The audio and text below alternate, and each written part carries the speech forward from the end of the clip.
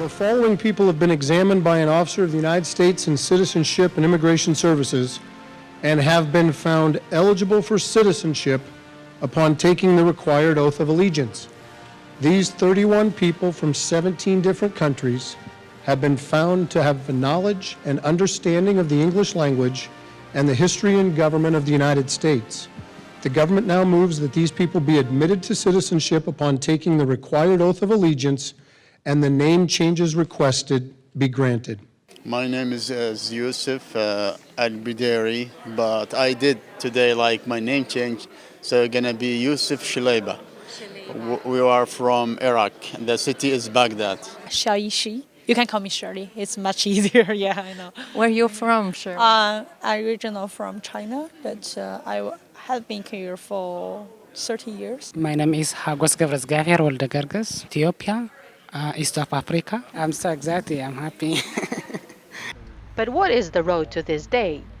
United States Citizenship and Immigration Services, or USCIS Omaha Field Office, serves the state of Nebraska, and the director, William Connor, walks us through the steps. Specifically, we're talking about adjustment of status, which is a form I485. That form, basically, you're going from one type of status in the United States, whether it be a visitor for pleasure, or somebody on an employment visa or some other status, and you're trying to transition into lawful permanent residency, a green card holder. So the first thing you're going to want to do is you're going to want to go to the USCIS website and you're going to want to find out, are you eligible to become a permanent resident? Because if you're not legally eligible, there's really not a reason to spend that kind of money to put that in. So if you go to uscis.gov, you have green card. Learn about green cards, apply for a green card. You would want to go to apply for a green card, and then how to apply. Number one is, are you eligible? Okay, so there's a lot of different categories. Attorneys Dearra, Godinez, and Anadil with the Immigrant Legal Center list some of the categories. Lawful permanent residents may come via humanitarian-based forms of release. So I can tell you, for example, if someone comes to the United States as a refugee, right? Once they're physically present in the United States for a year, they can then apply for a green card, but they have to wait that 1 year before they could submit that. It's called an adjustment of status application to adjust their status from a refugee to a lawful permanent resident or green card holder. If an individual enters with a visitor visa and falls in love while they're here vacationing, or maybe they come on a student visa and fall in love while they're in school with a U.S. citizen, that U.S. citizen could petition for the foreign national spouse, and then the foreign national spouse in most circumstances would be able to apply to adjust status, the same process, adjusting from temporary visa to a lawful permanent resident or green card status, based on the spousal relationship. So, and that's family-based immigration, That is would that be right? family-based. Is it the same for employment-based immigration as well? Just very basically, there's a mechanism for an employer to petition for a green card, for lawful permanent resident status for an employee. There are a bunch of different steps. The employer has to demonstrate that there are no qualified U.S. citizens available to do the job. My understanding is that under the fourth category, the green card, the diversity lottery, that there's no much weight there, just because by default you were brought with a green card application here. A full list of eligible categories as well as requirements specific for each category can be found on the website under What to Submit. This video follows a Form I-485 or Green Card application filed under Green Card through Family or Family-based category. The applicant is an immediate relative of a U.S. citizen, is currently in the United States, and is a spouse, or in other words, married to a U.S. citizen. And then where you would go from there is you have adjustment of status inside the United States, and then you have adjustment of status outside of the United States, which is consular processing. Primarily, we're going to talk about adjustment of status inside of the United States today. So if you click on the actual Form I-485 Application to register as a permanent resident or adjust status. It will bring up, it has a PDF fillable form that you can actually go on the computer and fill this out. It's also got the instructions. The instructions are vitally important that you read the instructions thoroughly, because that's going to tell you where you're sending the application to, how much you're going to need to pay. And then where to file is down here, and some of this is also on the website. So if you click on where to file, it will tell you that it depends on the eligibility category, and you can click on the direct filing addresses. So most commonly, like what we were talking about is like a spouse of a U.S. citizen. The Form I-130, yes. Yes. Say they may have an I-130 already approved, and they're filing a 45, or they may be able to file it in conjunction with the 45 at the same time. Those applications would be mailed to the Chicago Lockbox, as we call it, which is a USCIS PO box if it's by mail, and then it's this address down here if it's FedEx, UPS, or DHL deliveries. Yes.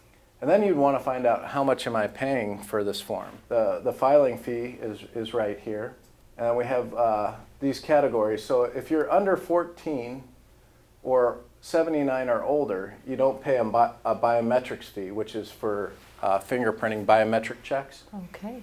But the general cost of the application is $1,140 for just the I-485 application. But then when you tack on the $85, it increases. Okay. And then if you're filing the I-130 in conjunction, you have to pay the I-130 fee also. Yeah, And then we have the fee calculator, where you can actually use this. It's a new tool that we have. And you would select the form, and we're talking about 45, and provide your age, because it's age dependent, family based, immediate relative of a U.S. citizen, and then you would calculate the fee. So that makes it kind of easy, because that's always been something that people get confused with, is actually how much money do they send in with multiple applications. We work at a nonprofit that Yes. provides free immigration legal services for people who qualify based on being low income. So the majority of our clients, if there is a fee waiver available for the application type that they're pursuing, will qualify for a fee waiver. Do you have a number? How much does it cost a regular person who doesn't have the benefit of a waiver and needs to hire an attorney to do the process? How much can that cost a person? So it could be individual? tens of thousands Tens of of dollars, right? thousands, yeah. Because, and it might depend on the underlying form of relief available. Types of applications that pen for an extended period of time, well, if they have an attorney every step of the way, it could add up to tens of thousands of dollars. The next step is you would mail it in to the lockbox that's appropriate for your type of application. Okay. Like I said, you really have to read the instructions and use the website to figure out which lockbox or which location you need to send the file to. Because it's not only one center that handles it. Yeah. They're different offices And- designated for yes. that purpose. Okay. And so with the 45, you would mail it in with the fees, check, money order. It's got to be to Department of Homeland Security, and those are sent to the lockbox. And that's where it starts. And the initial checks are actually done at the lockbox where the application's received. Then it's shipped to a service center. So this is where you come into place, your office. Is that right? No, we're not a service center. We're a field office here in Omaha. Yes. A service center, there's several around the country, and then there's also the National Benefits Center. The National Benefits Center is in Kansas City, Missouri. You have the Lincoln Service Center, or the Nebraska Service Center, which is in Lincoln, Nebraska, and then you have the Eastern Service Center in Vermont, Okay. The California Service Center in Laguna Niguel, California, and then you have a service center in Dallas, Texas. All right. And we also have a Potomac Service Center near Washington, D.C. These service centers do different types of applications.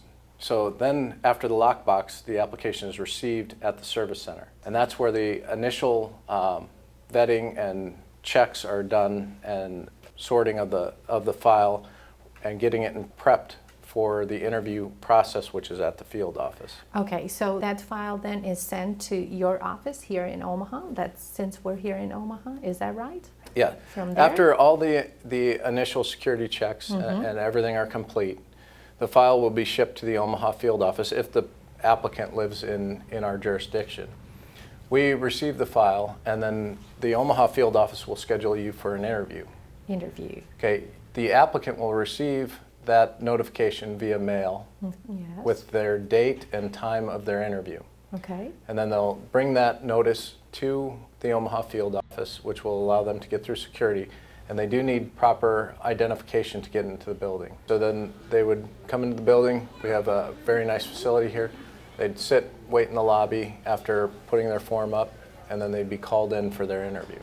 And that's when an officer would, state their name and then take them back to their office. What Okay? is in that interview? The interview is all about whether they're legally eligible to adjust status to that of a permanent resident. Okay. So it's going to generally, almost all immigration interviews start by having the applicant being put under oath. Okay. Because it's extremely important that when you're in an immigration interview, that everything that you say is the truth, because it's a documented event, you're under oath, and false testimony can lead to your application being denied. It can also lead to criminal prosecution. Is that interview all your office does for that particular application, or there is some other stuff or some other steps involved? Oh, there are a number of steps involved in the process here at the Omaha field office. We receive the application, send out the interview notice. The officers review the files prior to the interview so that they know the subject's immigration history.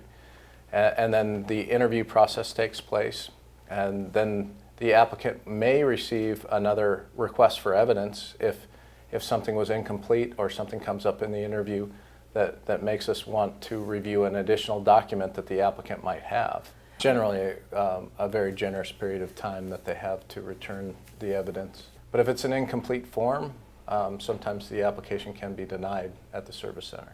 How do you assign to an officer? Is that any criteria, or is just random? Yeah. The officer that will interview me, for Okay. example. Well, we have so many interviews to complete in a business day, and we divide those interviews up amongst the officers that we've already scheduled, the officers that we have on duty that day. We bundle the interviews that they'll have for the day, and those officers are assigned and can review them ahead of time before they interview. And so there's really no way that we assign them to a particular officer. I mean, they just get bundled. When the officer receives the application, is there a checklist that you have to cross? Like this form needs to be in the application, vaccination, the background check? Yes, we have a number of check sheets for just the general things that need to consist in the application.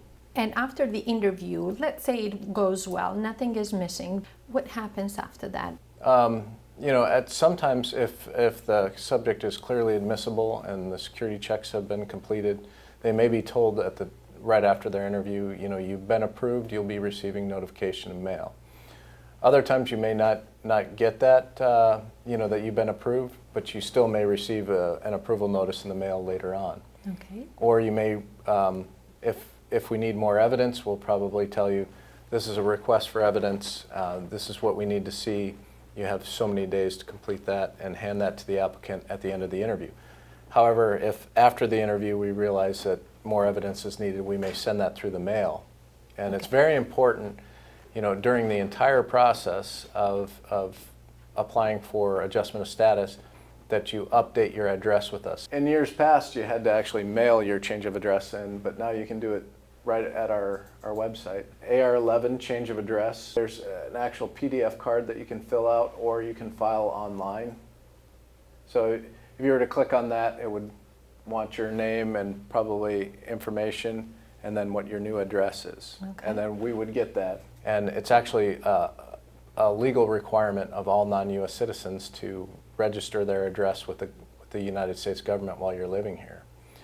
And the reason that it's crucial, especially while you have pending applications, is if we send that request for evidence to your old address and we don't know about your new address, your application could be denied because you did not respond to the request for evidence. Okay. Do you have access to the case after you send it to a service center for consideration? Yes and no. After you file an application, a packet. Within maybe 3 or 4 weeks, you will be issued a receipt notice that will reflect a receipt number that you can then enter in a website online to get some very basic information about the status of your application.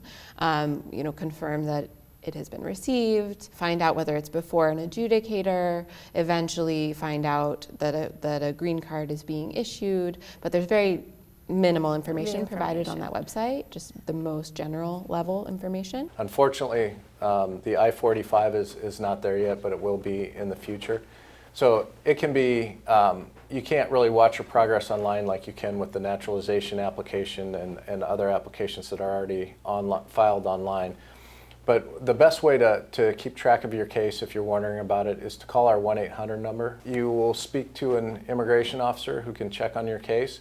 If they can't help you, or if your issue requires further assistance, they might refer you to an InfoPass appointment at the field office, where you'd actually get to come in and talk face-to-face to an immigration officer. Okay, like your Yes. office right here. Okay. Estimated processing time. How do you reach to that estimation? On the USCIS website, you can look at cycle times for all the field offices and service centers, and it goes by application type. And the processing time for Omaha is 10.5 months to 22.5 months for a 485 right now. That's determined by the length of time for all applications. So it's for your applications here in but that's Omaha, from the time that they're filed at the service center and receipted in to the time of final adjudication. Okay, so it's not when it arrives here in Omaha, but from the very first day that hits. It can be misleading. The files, generally after they arrive in Omaha, we get them scheduled, get them interviewed. But then, there are cases that do have issues, that need more clarification and legal review. So there are some that take much longer. But they can be quite lengthier. So an asylum applicant, for example, may affirmatively apply for asylum and wait to be interviewed. If the application isn't approved or interviewed, it's then referred to immigration court. And someone may have a pending asylum application for decades before it's approved, and then have to wait another year before they can apply to adjust their status. So another extremely long road to becoming a resident would be an individual who obtains what's called a U visa, a temporary visa, based on having been the victim of a violent crime in the United States, perhaps a domestic violence crime or sexual assault, and having assisted law enforcement in the investigation or prosecution of that crime. By law, the government can only grant 10,000 U visa applications per year, and right now there are 135,000 something-ish pending applications. So for somebody who files today, that's an estimated wait of 10-11 years. If the application is approved, the person will get the U visa, and then they need to wait an additional 3 years in U visa status before applying to adjust to become a lawful permanent resident. The visa availability for certain adjustment of status applications, the priority date, or that which is typically the same as the receipt date Anna talked about, can move after a cap's been met, right? Okay. And so if that priority date regresses, and you could apply now, the application hasn't been adjudicated yet, and a month from now that date regresses, well, there's no longer a visa available, so your application's not going to be adjudicated. For this year, is going to have to wait for next year, right? Or maybe next month. Or next so. month, okay. The National Visa Center publishes a visa bulletin that changes every single month. When we started talking about the website and you were explaining, you specified there that there are two ways of applying for green cards. One is through the State Department and one is through USCIS, depending where you are. Is the process similar, or State Department has a different process of applying for a green card? The State Department and USCIS use the same body of laws to adjudicate those cases. But because of the person's location, jurisdictional issues between the agencies are there, where the State Department handles people who are overseas somewhat, and then we handle people who are internal to the United States. Okay, it's all clear to me, but if I remember it correctly, I am a resident of Omaha and I became a U.S. citizen now through your office. And I remember that there were fingerprints involved in the process. Yes. When we were talking about the application being at one of the service centers or the National Benefit Center, generally one of the things that they'll do is they'll send out an appointment notice to appear at an application support center, which is actually right here in the Omaha field office. So you get a notice of a biometrics appointment, and then you'll take that notice, you bring it here, you'll be fingerprinted, photographed, they'll verify your identification, and that's part of the process of doing the background checks.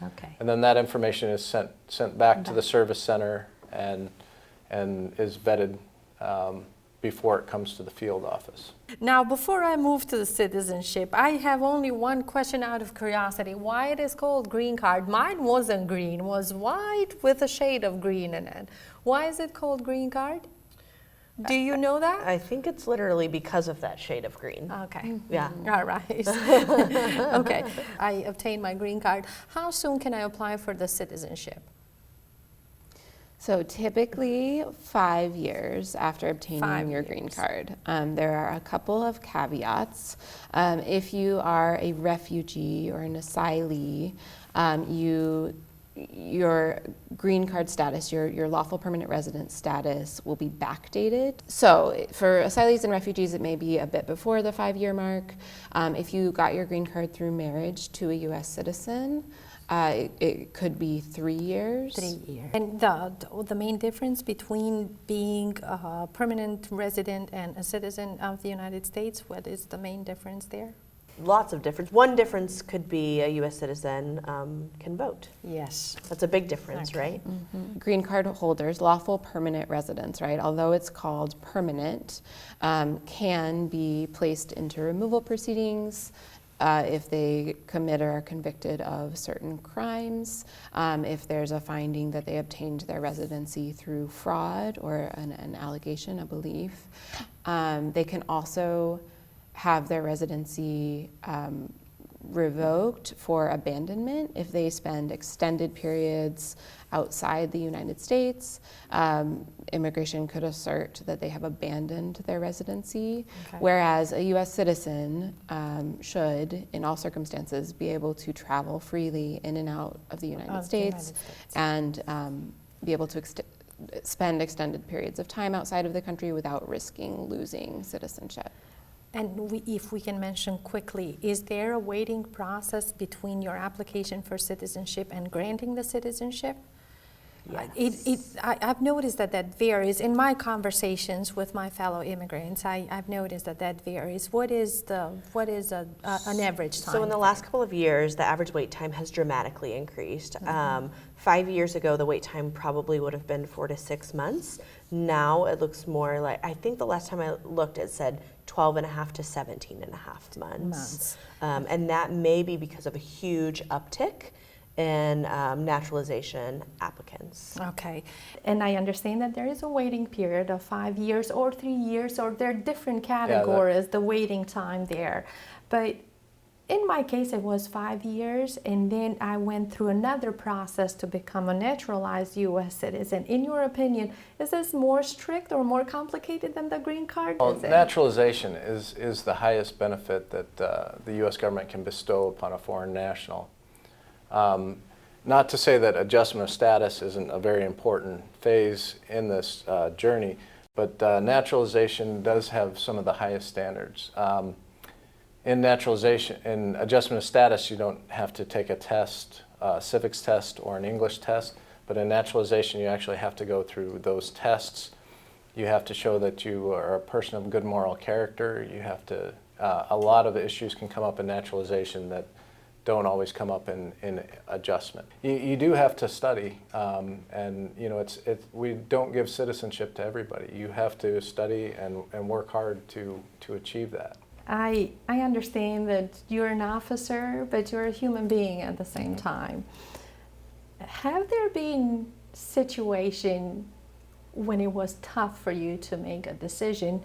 Yes, I mean, I can remember my earliest times in immigration working at the border, and, having to send people back is never a good situation. So, yeah, it's hard, but, you take an oath and you have to do your job, so.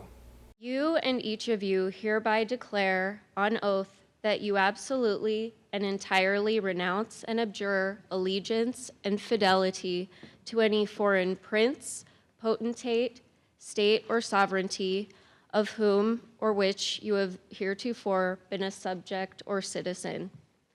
That you will support and defend the Constitution and the law of the United States of America. You have pledged allegiance to America, and when you give your love and loyalty to America, she returns her love and loyalty to you. While you certainly benefit individually from today, we as a nation have become better and more complete because you have joined us. What do you feel when your client goes all the way and becomes a U.S. citizen? It can be very emotional, particularly if you've been working with the client for an extended period of time. Maybe they were a U visa client and it's been a almost 20-year path. It can be perhaps what keeps you going. I mean, we've talked about the complexity of the immigration legal system, and it's not unusual to have to tell people over and over again, there's nothing I can do for you. And to sort of have that to sort of offset or balance the struggle with being an immigration practitioner really helps and kind of keeps you going. Mm-hmm. I can remember, people almost like crushing my hand. They're so happy, and it's always the little guy that you wouldn't expect it from that does that. And I've had people give me bear hugs and people who would just come up crying because they're so happy. So being happy for them in their special day and, seeing how much it means to them is the best part of my job. On behalf of the United States Citizenship and Immigration Services, as well as Metropolitan Community College, I would ask all of our friends, family, and visitors to please welcome the 31 newest citizens of the United States. Yeah, I'm from Iraq, and now today we become also from United States. Yeah, thank you.